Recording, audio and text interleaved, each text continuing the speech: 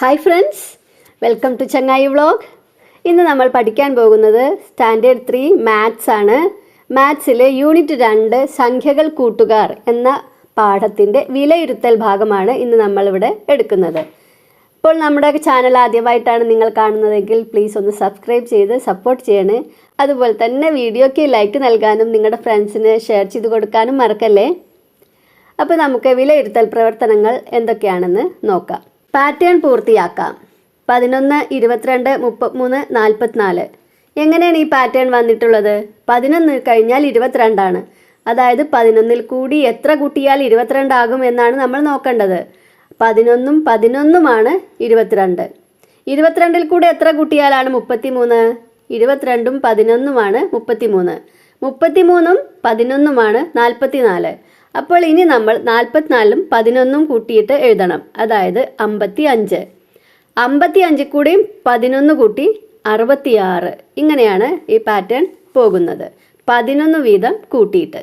അടുത്ത പാറ്റേൺ നോക്കുക. 150, 250, 350. ഇത് കാണുമ്പോൾ നിങ്ങൾക്ക് മനസ്സിലായോ? പെട്ടെന്ന് തന്നെ മനസ്സിലായോ 100 വീതം കൂട്ടിയിട്ടാണെന്ന്?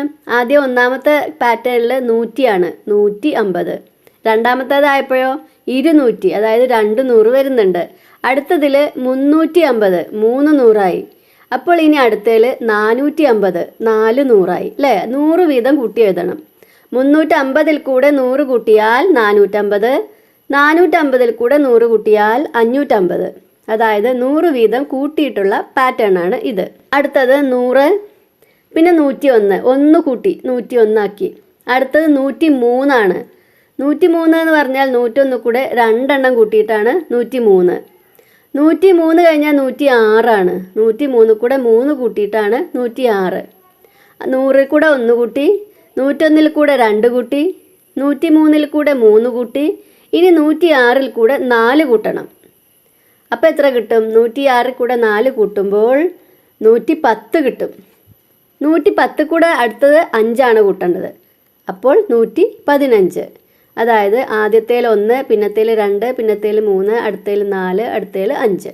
അങ്ങനെ കൂട്ടി കൂട്ടി എഴുതണം. അവസാനത്തെ പാറ്റേൺ 990, 980, 970. അതിൽ നോക്കൂ, 990 പിന്നെ 980. ആ 10ൻ്റെ സ്ഥാനം കുറഞ്ഞാണ് വരുന്നത്. 90 കഴിഞ്ഞിട്ട് 80, അടുത്തേൽ 970.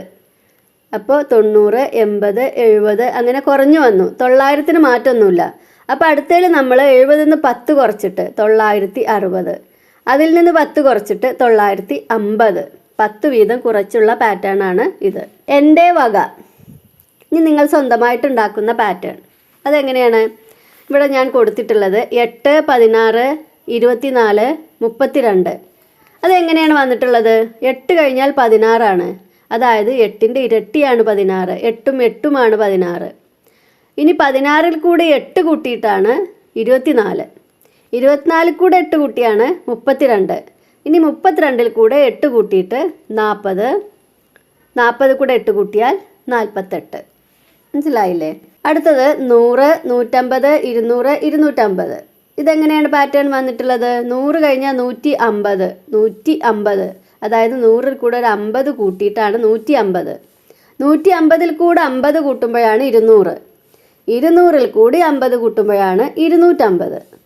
അപ്പോൾ അടുത്തത് എന്താവും? 250ൽ കൂടെ 50 കൂട്ടിയാൽ 300 കിട്ടും. അപ്പോൾ 300. ഇനി അതിൽ കൂടെ തന്നെ വീണ്ടും 50 കൂട്ടുമ്പോൾ 300ഉം 50ഉം 350. 50 വീതം കൂട്ടിയുള്ള പാറ്റേൺ ആണ് ഇത്. അടുത്തത് നോക്കൂ. 200, 201, പിന്നെ 203, 206. നമ്മൾ നേരത്തെ ചെയ്ത അതേ പാറ്റേൺ ആണ്. ആദ്യത്തെ കൂടെ 1 കൂട്ടി 201. 201 കൂടെ 2 കൂട്ടി 203.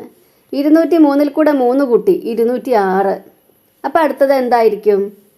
206ൽ കൂടെ 4 കൂട്ടണം. അപ്പോൾ 210 കിട്ടും. ഇനി അടുത്തത് 210ൽ കൂടെ 5 കൂട്ടേണ്ടത്. അപ്പോൾ 215. ഇനി അവസാനത്തെ പാറ്റേൺ 880, 870, 860, 850. 10 വീതം കുറഞ്ഞു വരുന്ന പാറ്റേൺ ആണ് അല്ലേ? അപ്പോൾ എത്രയാണ് എഴുതേണ്ടത്? ഇനി 840, അടുത്തത് 10 കുറയ്ക്കുമ്പോൾ 830. മനസ്സിലായല്ലോ? ഇനി അടുത്തത് ഞാൻ ആരെന്ന് പറയാമോ? ഇതിൽ ഞാനെ കണ്ടെത്താൻ വേണ്ടി കുറച്ച് സൂചനകൾ തന്നിട്ടുണ്ട്. ഞാൻ 2 അക്ക സംഖ്യയാണ്. ഞാൻ 80-ൽ കൂടുതലാണ്. 80-ൽ കൂടുതലുള്ള ഒരു 2 അക്ക സംഖ്യയാണ്. ഒന്നുകളുടെ സ്ഥാനത്തെ അക്കം 10കളുടെ സ്ഥാനത്തേക്കാൾ 1 കൂടുതലാണ്.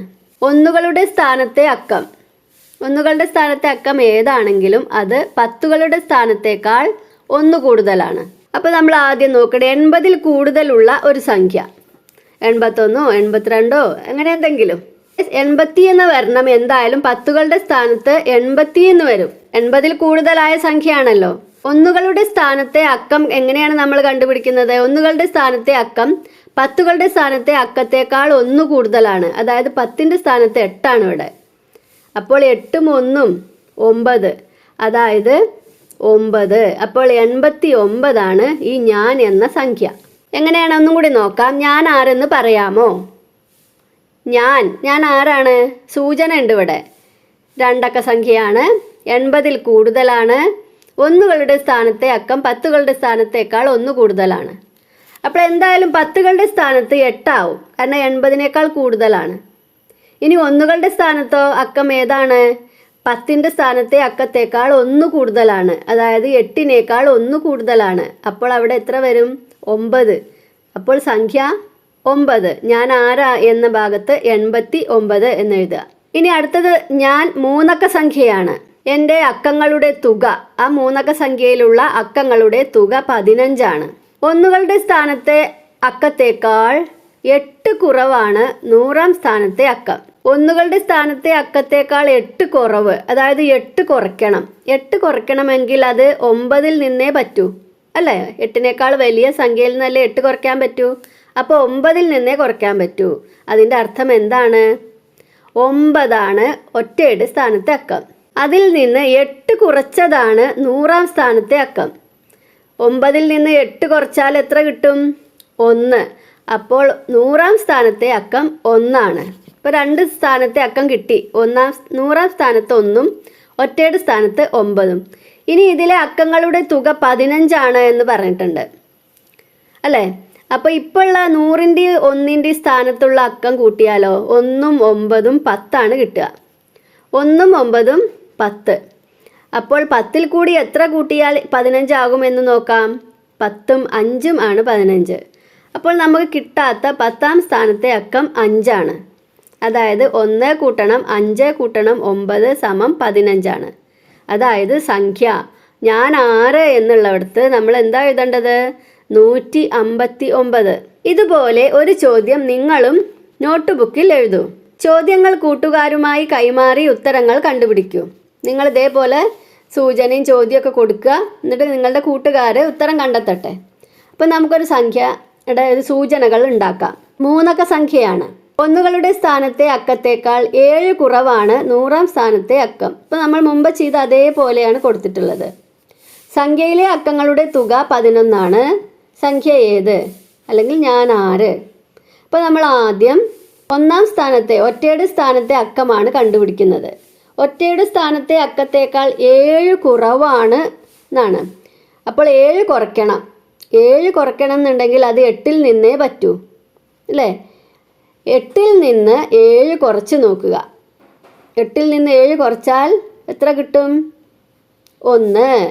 അപ്പോൾ 1-ാം സ്ഥാനത്തെ അക്കം ഒറ്റയുടെ സ്ഥാനത്തെ അക്കം 8ഉം 100-ൻ്റെ സ്ഥാനത്തെ അക്കം 1ഉമാണ്, അല്ലേ? ഇനി ഇവിടെ വേറൊന്നും കൂടിയുണ്ട്. നമ്മൾ പറഞ്ഞിരിക്കുന്നത് അക്കങ്ങളുടെ തുക 11 ആണ് എന്നാണ്. പ്രവർത്തനം 3 സ്കൂൾ സ്റ്റോർ. സ്കൂൾ സ്റ്റോറിലേക്ക് 950 പെൻസിലുകൾ വേണം. മിൻഹ 7 പെട്ടി പെൻസിലുകളും 6 പാക്കറ്റ് പെൻസിലുകളും കൊടുത്തു. ഒരു പെട്ടിയിൽ 100 പെൻസിലുകളും ഒരു പാക്കറ്റിൽ 10 പെൻസിലുകളുമാണ് ഉള്ളത്. ഇനി എത്ര പെൻസിലുകൾ കൂടി കൊടുത്താൽ 950 ആകും? അപ്പോൾ എത്രയൊക്കെ കൊടുത്തത് നമുക്ക് ആദ്യം ഇവിടെ എഴുതാം. 7 പെട്ടി പെൻസിലുകൾ, അതായത് 7 പെട്ടി എന്ന് പറഞ്ഞാൽ 7 പെട്ടി സമം 7 ഗുണിക്കണം 100. 7 100 ഒരു പെട്ടിയിൽ 100, 7 പെട്ടിയിൽ 7 100 700. പിന്നെ 6 പാക്കറ്റ് എന്ന് പറഞ്ഞാൽ 6 പാക്കറ്റ് സമം 6 ഗുണിക്കണം 10. 6 10 60. അപ്പോൾ ആകെ പെൻസിലുകൾ 700ഉം 60ഉം കൂട്ടി നോക്കിയാൽ 760 കിട്ടും. ഇനി എത്ര പെൻസിലുകൾ കൂടി കൊടുത്താൽ 950 ആകും? ഇനി എത്ര? 950ൽ നിന്ന് 760 കുറച്ച് നോക്കുക. അപ്പോൾ എത്ര കിട്ടുന്നത്? 190 പെൻസിലുകൾ. 950 പെൻസിലുകൾ പെട്ടിയിലും പാക്കറ്റിലുമായാണ് കൊടുക്കുന്നതെങ്കിലോ? 950 പെൻസിലും പെട്ടിയിലും പാക്കറ്റിലുമായി കൊടുക്കുകയാണെങ്കിൽ എങ്ങനെ കൊടുക്കാം? പെട്ടികളുടെ എണ്ണം ഒരു പെട്ടിയിൽ 100 എണ്ണമാണ് അല്ലേ?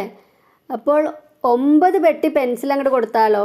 9 100 900 അല്ലേ? അപ്പോൾ 9 പെട്ടി കൊടുക്കുക, അപ്പോൾ 900 ആവും. പാക്കറ്റിൽ 10 എണ്ണമാണ് ഒരു പാക്കറ്റിൽ 10, അപ്പോൾ 5 പാക്കറ്റ് കൊടുക്കുക. 5 10 50. അപ്പോൾ 9 പെട്ടികളുടെ എണ്ണം 9, പാക്കറ്റുകളുടെ എണ്ണം 5. ഇനി വിട്ടുപോയ കളങ്ങൾ പൂർത്തിയാക്കുക. 301 401 501 100 100 100 100 കൂട്ടിയല്ലേ? 501 കഴിഞ്ഞാൽ 601 701. അടുത്തത് 299 399 499. ഇതിലും എങ്ങനെയാണ് കൂട്ടിയിട്ടുള്ളത്? 100 വീതമാണ് കൂട്ടിയിരുന്നത്. അപ്പോൾ എത്ര വരും? 599 699. അടുത്തത് 300 400 500. അടുത്തത് 600ഉം 700ഉം. മനസ്സിലായല്ലോ? വിലയിരുത്തൽ പ്രവർത്തനങ്ങൾ എല്ലാവർക്കും മനസ്സിലായെന്ന് വിചാരിക്കുന്നു. നമുക്ക് അടുത്ത വീഡിയോയുമായി ഉടനെ കാണാം. Thanks for watching.